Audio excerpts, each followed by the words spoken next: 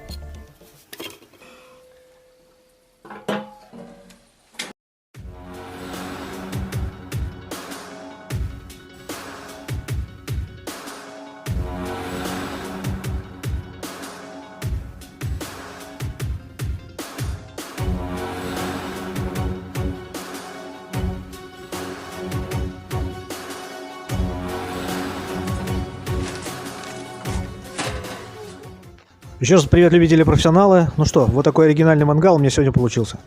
Я думаю, он отлично подойдет любителям простых геометрических форм и стиля лофт. К тому же он не только красив, но и функционален. Как видите, в нижней части отлично помещаются дрова. Использовать их можно как для красоты, так и по прямому назначению.